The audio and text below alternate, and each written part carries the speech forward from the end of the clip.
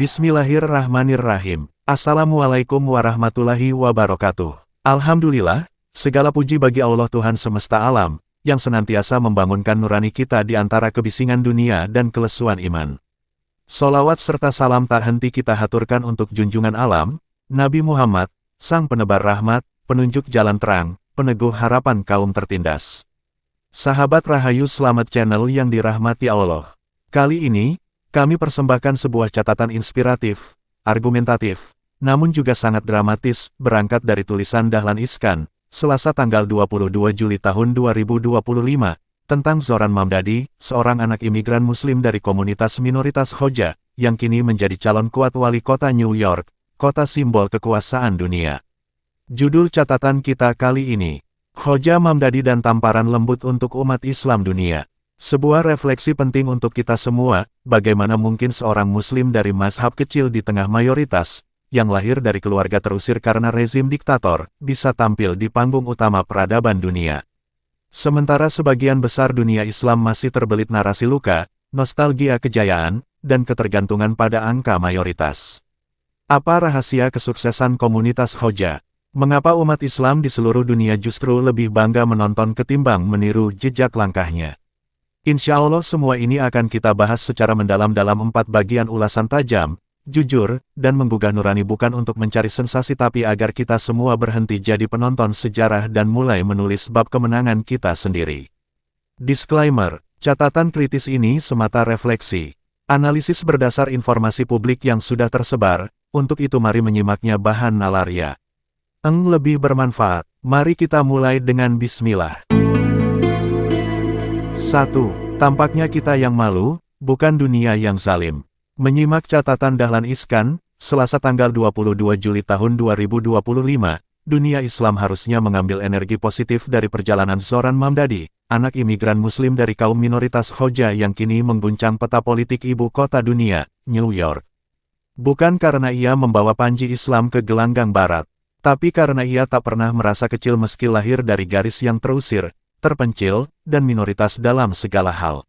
Bayangkan, seorang pemuda 33 tahun, anak pengungsi dari Uganda yang dianiaya rezim Idi Amin. Seorang muslim Syiah Ismaili dari etnis Khoja, minoritas dalam minoritas. Kini berdiri sejajar dengan para tokoh besar Amerika, mantan gubernur, wali kota petahana, dan tokoh Partai Republik. Dan yang lebih mengejutkan, ia unggul dalam survei. Tapi, pertanyaan yang seharusnya lebih mengguncang dada kita bukan soal, apakah dia akan menang. Melainkan, kenapa bukan kita yang berdiri di sana?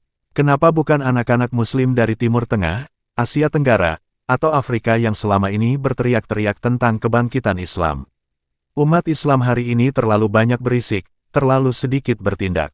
Terlalu sibuk memperdebatkan bentuk jenggot dan warna cadar, tapi kehilangan ruh perjuangan sosial, ekonomi, dan keadaban. Kita menyebut diri, umat terbaik, tapi seringkali kalah dari mereka yang tak lagi mengeluh, dan langsung membangun. Zohran tidak tumbuh dalam ruang yang nyaman. Ia dibesarkan oleh sejarah pahit. Leluhurnya berasal dari Gujarat, wilayah kecil yang dulu mengirim pedagang-pedagang Islam ke Nusantara. Mereka bukan mayoritas, tapi mereka gigih, ulet, tidak sibuk mencari panggung. Mereka menjadi panggung itu sendiri. Dan ironisnya, komunitas Khoja tidak banyak bicara tentang politik identitas. Mereka tidak menuntut pengakuan sebagai Islam yang benar. Mereka hanya berjalan, bekerja, dan tumbuh, hingga di usia muda, Zohran berdiri di antara para raksasa demokrasi Amerika, dengan kepala tegak. Disinilah tamparan lembut itu terasa keras. Umat Islam dunia, yang konon lebih dari 1,9 miliar jiwa, masih terus mencari kambing hitam atas ketertinggalannya. Padahal seorang Mamdani, yang bahkan tidak dikenal banyak umat Islam sendiri, bisa melompat jauh hanya karena 2 hal. Ketekunan dan keyakinan bahwa dirinya tidak diciptakan untuk jadi il pecundang. Mungkin dunia tidak sedang zalim. Mungkin, kita saja yang terlalu malas untuk jadi layak. Allah tidak akan mengubah nasib suatu kaum, sampai mereka sendiri yang mengubah apa yang ada pada diri mereka. Ar-Ra'd 11. 2. Kecil, diusir, lalu menang, rahasia Khoja. Tak banyak yang tahu siapa itu Khoja. Mereka bukan bangsa Arab, bukan pula keturunan sahabat Nabi. Mereka bukan mayoritas Muslim, bahkan dalam tubuh Islam sendiri mereka sering dianggap asing. Namun justru dari rahim komunitas kecil inilah lahir Zoran Mamdani, sosok muda, muslim, sosialis, calon wali kota dari jantung kapitalisme global. Hoja berasal dari Gujarat, India. Leluhur mereka dahulu memeluk Islam lewat dakwah kaum Parsi, lalu mengambil jalan Syiah Ismaili di bawah kepemimpinan spiritual Aga Khan.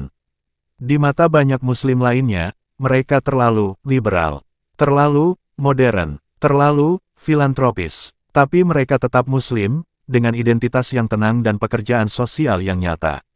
Satu hal yang membedakan mereka, Hoja tidak menjual air mata. Mereka membangun sistem. Mereka tidak menjadikan penderitaan sebagai bahan ceramah, tapi bahan bakar kemajuan. Ketika Inggris membuka peluang migrasi ke Afrika Timur di abad 19, orang Hoja termasuk yang pertama memanfaatkannya. Mereka hijrah bukan membawa pedang, tapi membawa kalkulator, ilmu dagang, dan akhlak dagang. Dari Zanzibar ke Mombasa, dari Uganda ke Madagaskar, nama Hoja muncul sebagai pelopor ekonomi, pendidikan, dan sistem zakat modern. Mereka tidak banyak ceramah, tapi mereka membuka klinik gratis, mendirikan universitas, membangun bank berbasis syariah, dan menyantuni lintas iman. Dan semua itu dilakukan bukan dengan gaduh, tapi dengan sistematis, senyap, dan sangat terencana. Ketika rezim Idi Amin menggusur mereka dari Uganda tahun 1972, orang-orang Hoja menyebar ke seluruh dunia. Tapi alih-alih hancur karena keterasingan, mereka justru membangun jejaring global yang kuat. Mereka menanamkan dua prinsip hidup kepada anak-anak mereka. Jangan pernah sia-nyiakan pendidikan. Jangan pernah malu menjadi minoritas, karena sejarah tidak dibuat oleh kerumunan, tapi oleh yang gigih melawan arus. Dan itulah Zoran Mamdani. Ketika umat Islam di banyak negara sibuk mempertengkarkan halal haram musik, Hoja mencetak generasi yang bisa membaca statistik politik, mengelola sistem keuangan, dan memenangkan kursi publik, bukan karena Islamnya, tapi karena manfaat sosialnya. Tamparannya kini semakin terasa keras. Kenapa kita masih terus merasa terpinggirkan? Padahal Allah sudah beri kita jumlah, potensi, dan sejarah yang agung. Kenapa komunitas kecil seperti Hoja bisa menembus pusat dunia? Sementara kita yang mayoritas masih sibuk memekik di lorong sempit perdebatan internal. Bukan besar tubuh yang membuat seseorang jadi pemimpin, tapi hati yang teguh dan pikiran yang terarah. Petik 2. Imam Jafar Es-Sadiq. 3. Kita kecanduan kebanggaan palsu, bukan kebangkitan sejati. Dunia Islam hari ini seperti orang yang terus bersorak dari pinggir lapangan. Padahal bola tidak pernah ada di kakinya. Ketika Zoran Mamdani memimpin survei calon wali kota New York, kita, dari Timur Tengah sampai Asia Tenggara, bereaksi seperti ini kemenangan kita semua. Padahal kita bahkan tak tahu siapa Mamdani itu sebulan sebelumnya. Ironi itu terlalu telanjang untuk ditutupi. Kita bangga karena dia Muslim. Tapi kita tidak peduli dia Ismaili. Kita viralkan fotonya, tapi kita tak peduli sistem apa yang mendidiknya sampai sejauh itu. Kita ikut-ikutan mendoakan kemenangannya. Padahal kita tidak mau meniru kerja sosial, pendidikan, dan etos hidup yang menjadikannya layak menang. Kita haus akan kemenangan instan. Gemar membanggakan siapapun yang berlabel Muslim, asal terkenal, asal viral, asal naik panggung.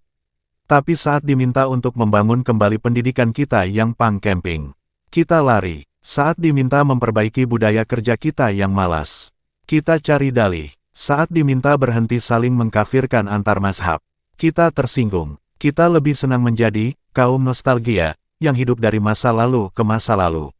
Mengulang ulang kisah Andalusia dan Baghdad, tapi enggan menciptakan peradaban baru.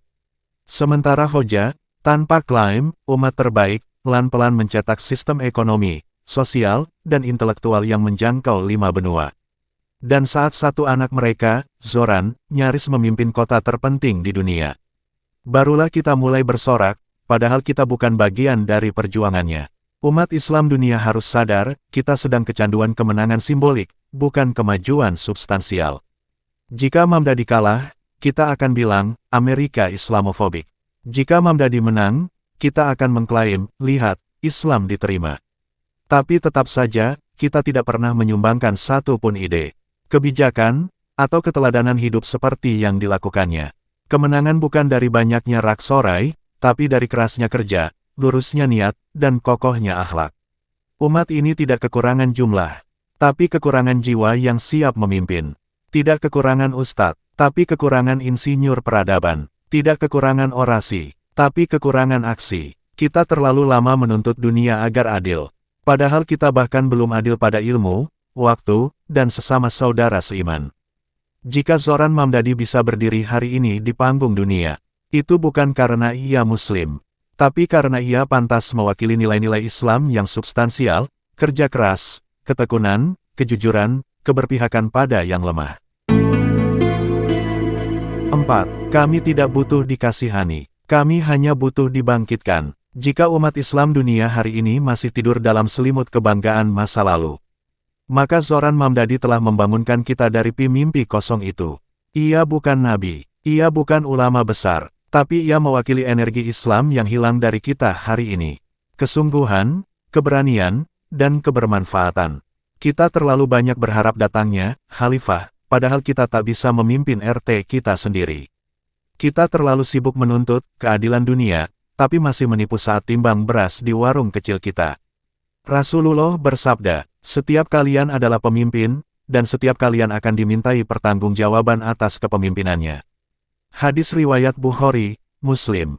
Bahkan bila bukan presiden, bukan menteri, bukan wali kota, setiap dari kita akan diminta pertanggungjawaban. Apa yang kau lakukan saat Islam dicibir sebagai lemah? Apa yang kau perjuangkan saat umatmu terpecah oleh ego? Zoran Mamdani, putra komunitas Khoja, telah memberi contoh. Menjadi Muslim tidak harus menuntut pengakuan. Cukup bermanfaat, cukup jujur, cukup berdiri kokoh di tengah badai fitnah, tanpa menjual kehormatan agama demi panggung. Dalam Al-Quran, Allah tidak memuji umat yang besar jumlahnya. Allah memuji umat yang menegakkan keadilan. Wahai orang-orang beriman, jadilah kalian penegak keadilan karena Allah. Qs. An-Nisa, 135.